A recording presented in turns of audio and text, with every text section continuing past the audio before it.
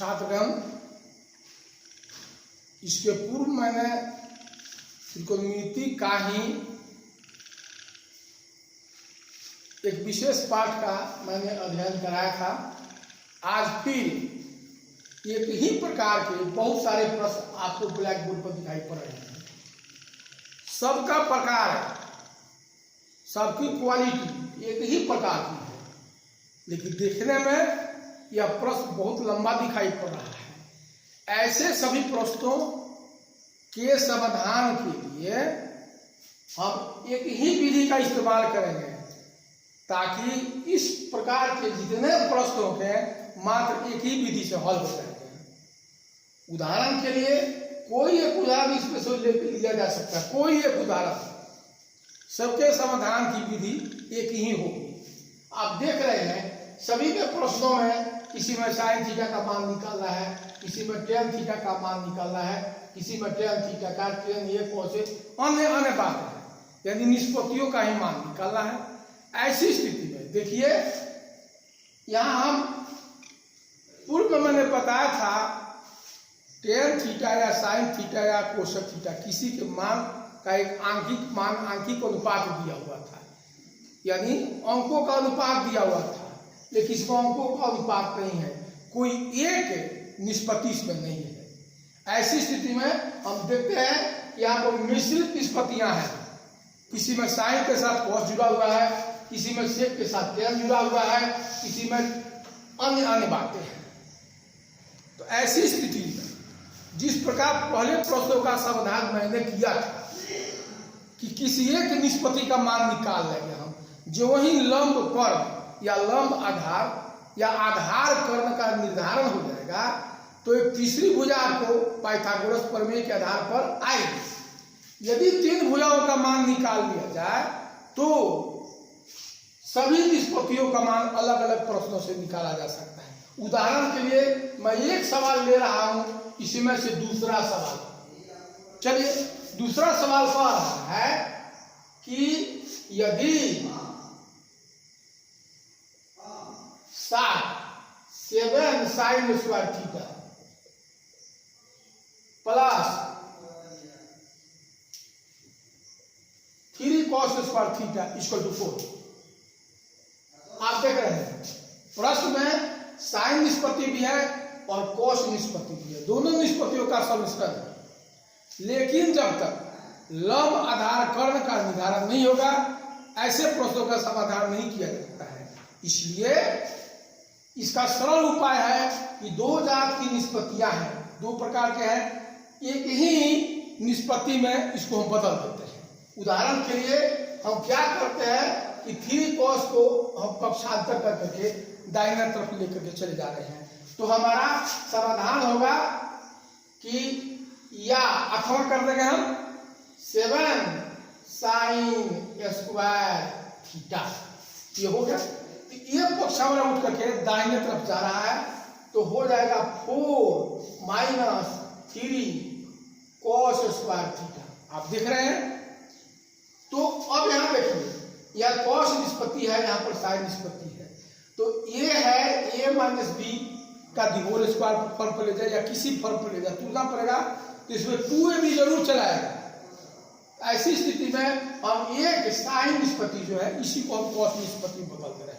उदाहरण के लिए चलिए या लिख रहे हैं, देखिए 7 साइन के बदला हम जानते हैं कि 1 - cos स्क्वायर थीटा, ये सूत्र है, ये होता है।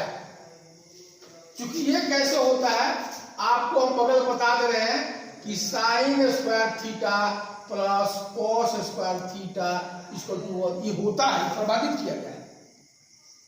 तो यहां देखते हैं कि यदि हम cos निष्पत्ति को दाहिने तरफ पक्षांतर कर दे रहे हैं, तो हमारा बच रहा है या साइन स्क्वायर थीटा बराबर 1 - cos स्क्वायर थीटा। आप देख रहे हैं साइन स्क्वायर के बदले में 1 - cos स्क्वायर थीटा ये लिखा जा सकता है।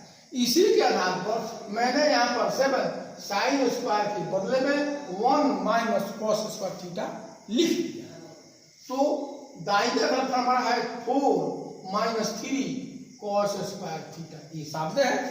अब 7 का यहाँ पे मल्टीप्लीकेशन है यानी गुना है, 7 से गुना करके कोष्टक का काम करते हैं। तो या 7 - 7 cos स्क्वायर थीटा बराबर 4 - 3 cos स्क्वायर थीटा। अब देखिए ये सभी जो है दोनों निष्पत्तियां एक निष्पत्ति बदल गई है, यदि साइन निष्पत्ति हट गया है। तो यहाँ के लिए हम सबको पक्षांतर करके एक करते रहे, तो देखिए या तो इसको यदि 7 करते हैं 7 - 7 cos स्क्वायर थीटा, इसको यदि बाएं तरफ ला रहे हैं पक्षांतर करते तो 4 माइनस है तो हो जाएगा +3 cos स्क्वायर थीटा बराबर 0। अब एक समीकरण का रूप धारण करने जा रहा है, तो या तो आप देख रहे हैं 7 - 4 ये हो जाएगा 3, 7 में से 4 घटेगा, 7 में से 4 घटेगा तो 3 ही आएगा माइनस। अब देखिए -7 cos square theta +3 cos square theta, तो यहाँ पर 7 के बगल में माइनस है यानी 7 cos स्क्वायर थीटा ऋणात्मक है और +3 cos स्क्वायर थीटा धनात्मक है। तो यहाँ माइनस और प्लस मिल जाता है तो माइनस की ही क्रिया होती है। तो 7 cos स्क्वायर थीटा में से 3 cos स्क्वायर थीटा को घटाना पड़ेगा चिन्ह के नियम के अनुसार, तो ये हो जाएगा -4 cos स्क्वायर थीटा। अब देखिए यहाँ पे 7 और 4 का काम कर दिया तो 3 आ गया, 7 cos square +3 cos square theta का काम कर दिया तो 7 cos स्क्वायर थीटा में से 3 cos स्क्वायर थीटा घट गया, तो आ गया हमें 4 cos स्क्वायर थीटा बराबर इधर पक्षांतर करने पर बराबर 0। अब देखिए अब यहाँ 4 cos एक निष्पत्ति बदलने जा रहा है, तो 4 cos स्क्वायर थीटा को मैंने इधर कर दिया, दाहिने तरफ पक्षांतर कर दिया, तो देखिए हमें क्या बच रहा है 3 = 3 + 4 cos स्क्वायर थीटा। अब देखिए तो अब इसमें हम 0 में 4 cos स्क्वायर थीटा देते हैं यानी 0 एक अंक है, इसको किसी भी संख्या में जोड़ने पर न मान घटता है न मान बढ़ता है, तो ये हो जाएगा 4 cos स्क्वायर थीटा। बाएं दाहिने तरफ है 3 = 4 cos स्क्वायर थीटा, यानी इसको हम ऐसे भी कर सकते हैं कि 4 cos स्क्वायर थीटा बराबर हो गया 3। आइए अब एक निष्पत्ति में आ गया है, एक निष्पत्ति में आते ही cos स्क्वायर थीटा बराबर 3/4।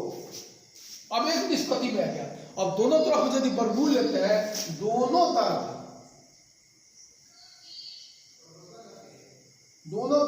वर्गमूल की क्रिया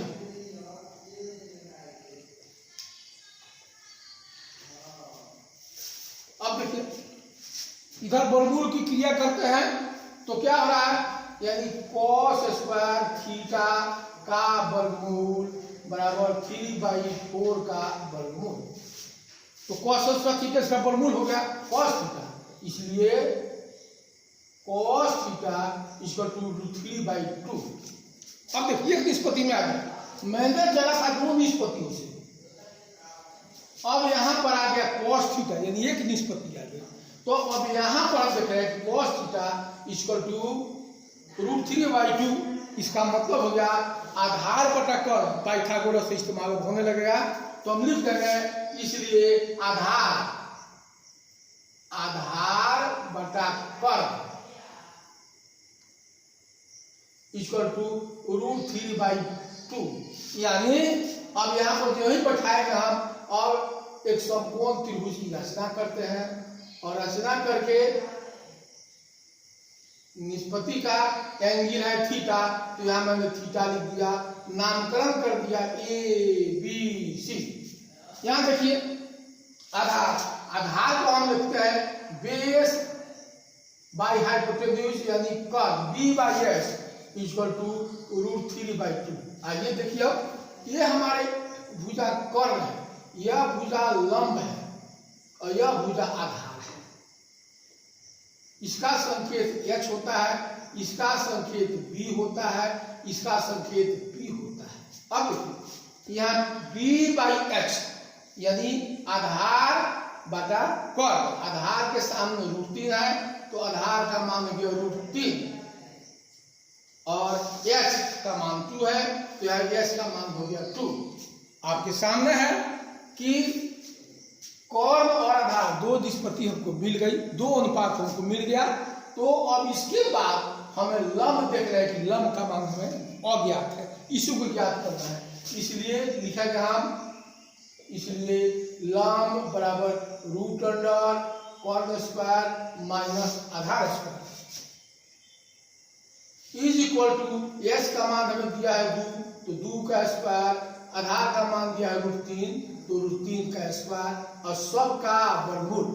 अब देखिए ये हो गया 4 घटाओ 3 का वर्गमूल यानी घट करके 1 का वर्गमूल इक्वल टू 1। तो हमें p का भी मान आ गया इक्वल टू 1। और जिसका मान का एक ही नहीं, हमारे प्रश्न में है केवल 10 निष्पत्ति है, 10 का मान निकल, लेकिन 10 ही नहीं, अब जितनी निष्पत्ति का मान 6 निष्पत्तियां है, एक हमें आ गया कोस का मान आ गया तो उसके आधार पर लंब पर आधार का निर्धारण हो गया। तो इसके आधार पर हम एक ही नहीं शेष 5 निष्पत्तियों का मान आसानी से निकाल सकते हैं। इसलिए हम करते रहे हैं। हमारा प्रश्न है tan थीटा निकालना है तो लंब बटा आधार p/b, तो p का मान हम देख रहे हैं 1 है और b का मान √3 है तो 1/√3 ही हमारे आंसर होगा। उसी प्रकार tan ही नहीं, हम चाहे तो सेक का मान निकाल सकते हैं, सेक थीटा बराबर कर्ग बटा आधार इक्वल टू कर्ग का मान 2 है, आधार का मान √3 है, ये भी निकल गया। यही नहीं, कोशक थीटा निकलना चाहे तो कोशक थीटा इक्वल टू कर्ग बटा आधार यानी कर्ग बटा लंब h/p। आइए s का मान हमको आया है, चित्र में दिया हुआ है 2 और p का मान हमें दिया है 1, 2/1 इक्वल टू 2। तो आपने देखा कि एक दो चरों के हिसाब को मैंने प्रारंभ किया साइन और कॉस लेकर के। जब तक मैंने एक निष्पत्ति में नहीं बदला तब तक लंब कर्ग और आधार किसी का निर्धारण नहीं हुआ, और जब तक लंब कर्ग आधार तीनों का निर्धारण नहीं होगा तब तक किसी निष्पत्ति का मान नहीं निकल सकता है। इसलिए मैंने प्रश्न प्रारंभ किया और एक निष्पत्ति हमने कॉस का मान निकाल लिया और कॉस का निष्पत्ति का मान निकलने पर लंब कर्ग आधार सबका मान निर्धारित हो गया। तो हम एक ही नहीं, tan सेक कोशक कॉस साइन सबका मान निकाल सकते हैं। इसलिए यही मेरे प्रश्न का समाधान हो गया और इसके आधार पर मैंने 7 प्रश्न लिखा है बोर्ड पर। इस 7 प्रश्न का जवाब सब में वैसे ही है। एक सवाल थोड़ा सा भारी लग रहा है, इसका भी समाधान वैसे ही है। यहाँ पर tan सेक दिया हुआ है, किसी एक निष्पत्ति में इसको बदल देगा, फिर वही बात आएगी, या तो tan का मान आएगा नहीं तो सेक का मान आएगा, और किसी एक निष्पत्ति का मान जो वही प्राप्त होगा तो वही हम अन्य एक भुजा बाकी रहेगी उस भुजा का मान निकाल लेंगे और उसको मान को प्रतिस्थापित करेंगे तो लंब और कर्ग दोनों का मान निकल जाएगा। इसलिए इसका भी इस प्रश्न का जवाब हम इसका भी जवाब दे दे रहे हैं। तब तक ये मेरा प्रश्न का उत्तर समाधान हो गया। धन्यवाद। अब आगे बढ़िए। उसी प्रश्नावली का आप बोर्ड पर 4 सवाल देख रहे हैं। इस चारों सवालों का जवाब एक ही प्रकार से दिया जा सकता है। मैंने पहले भी बताया कि 2 निष्पत्तियों का सम्मिश्रण हिसाबी, तो जब तक एक निष्पत्ति में नहीं जाएगा हिसाब तब तक लंब आधार कर्ग किसी का निर्धारण नहीं होगा। इसलिए हम यही प्रयास करेंगे कि 2 निष्पत्तियों से मिला जुला हिसाब है, इसको हम एक निष्पत्ति में बदलना चाहेंगे। बंद करो थोड़ा सा, शुरू करें। आइए आप देखिए उसी प्रश्नावली में ये सभी सवाल जो है, सब जितने प्रश्न है कुछ विचित्र प्रकार के लग रहे हैं। मैंने पूर्व में भी कहा था कि 2 निष्पत्तियों का ये सम्मिश्रण है। जब तक एक निष्पत्ति में यह सवाल परिवर्तित नहीं होगा तब तक लंब, कर्ण और आधार किसी का निर्धारण नहीं होगा। जब तक लंब, कर्ण, आधार का निर्धारण नहीं होगा तब तक आप साई का मान, कॉस का मान, किसी का मान नहीं निकाल सकते। इसलिए इसके समाधान के लिए हम प्रयास करते हैं टेन और सेक है किसी एक निष्पत्ति में परिवर्तित कर देना है, यानी सेक में और नहीं तो टेन में। आइए हम देखते हैं इसका समाधान हम कर रहे हैं। पहले हिसाब लेकर चले हैं। पहला हिसाब है tan theta plus sec theta equal to x. ये हो गया। अब यहां देखिए आप tan theta plus sec theta equal to x, तो किसी एक निष्पत्ति में बदल रहे हैं। तो क्या कर रहे हैं, या कर दिया टेन थीटा बराबर एक्स माइनस सेक थीटा, ये पक्षांतर मैंने कर दिया। अब टेन या सेक इसको हमको एक निष्पत्ति में बदलना है, तो हम इसका दो तरफ बल कर दे रहे हैं। दोनों तरफ वर्ग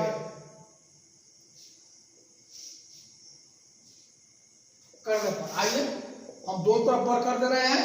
तो टेन थीटा का दी होल स्क्वायर बराबर एक्स माइनस सेक थीटा का दी होल स्क्वायर कर दिया। अब आइए इसके बदले में हम ऐसे लिख सकते हैं टेन स्क्वायर थीटा, इसको A minus B the whole square को तोड़ते हैं, A minus B the whole square, तो होगा ए square plus 2ab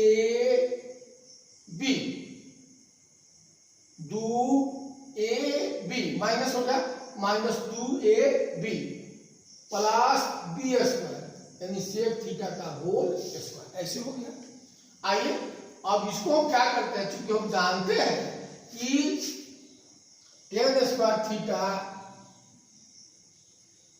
sec square theta minus tan square theta equal to 1 ये होता है। तो हम टेन के बदला में पक्षांतर जब करते हैं तो लिख सकते हैं टेन स्क्वायर थीटा बराबर सेक स्क्वायर थीटा माइनस 1, ऐसे लिख सकते हैं।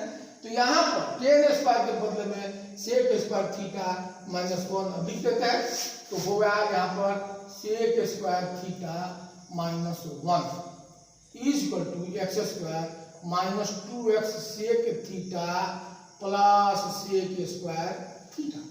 अब देखिए यहाँ सेक स्क्वायर भी है, यहाँ भी सेक स्क्वायर है, बीच में बराबर का चिन्ह है और दोनों पॉजिटिव है, बराबर चिन्ह के दाएं बाएं है।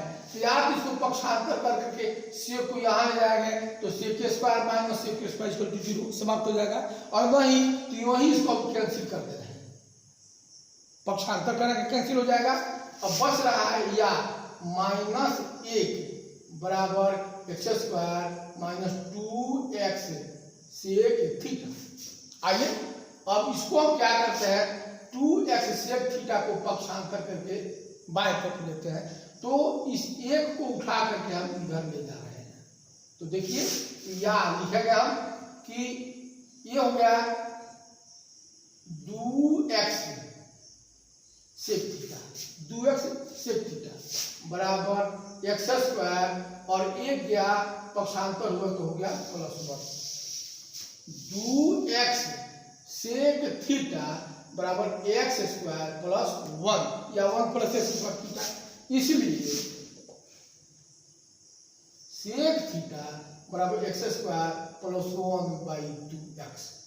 देखिए अब सामने आ गया, एक निष्पत्ति में चेंज हो गया, टेन और सेक था, अब एक निष्पत्ति में चेंज हो गया। तो यहां से हम लिख सकते हैं क्योंकि सेक थीटा कर्ण बटा आधार होता है, तो लिख सकते हैं कर्ण बटा में आधार बराबर एक्स स्क्वायर प्लस 1/2x। इसलिए कर्ण का मान हो गया x बराबर आ गया एक्स स्क्वायर प्लस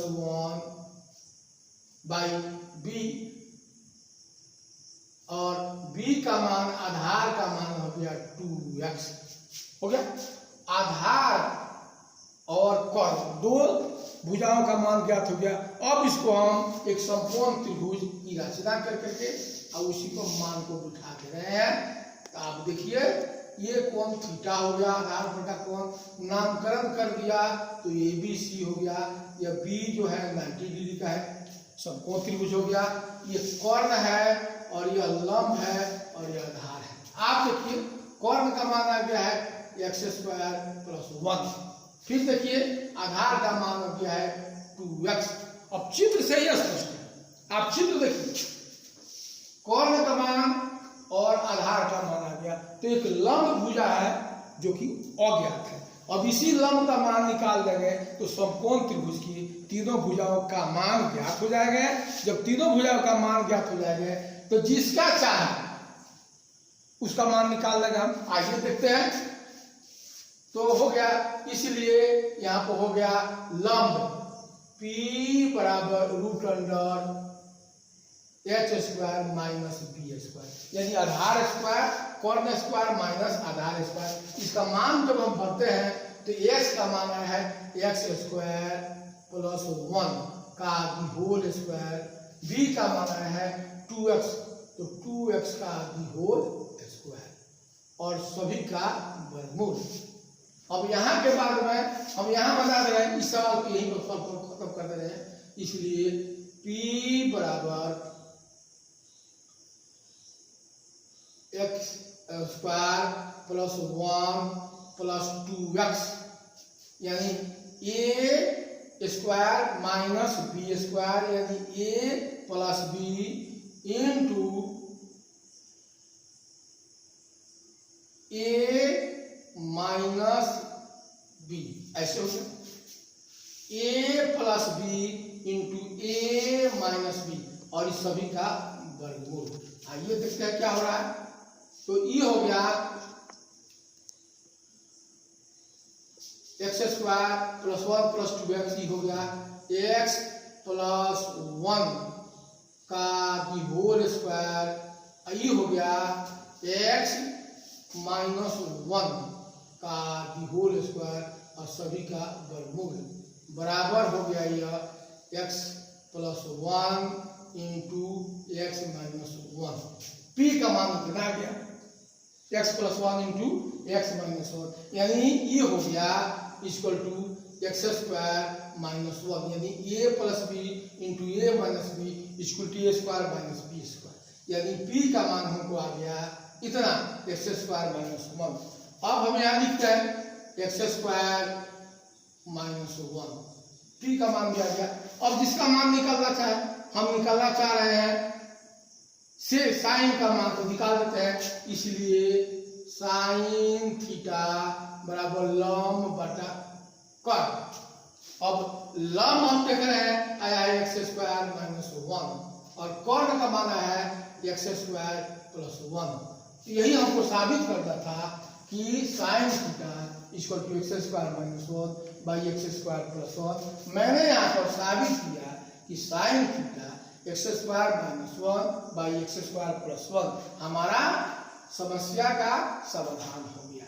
यही नहीं, ये जितने सवाल आप देख रहे हैं, ये जितने सवाल है, इन सभी सवालों का जवाब इसी प्रकार सबका जवाब दिया जा सकता है। ये सभी सवाल एक ही प्रकार के हैं, अंतर सिर्फ यही है कि मान अलग अलग दे दिया गया है, लेकिन बनाने का तरीका सिर्फ यही।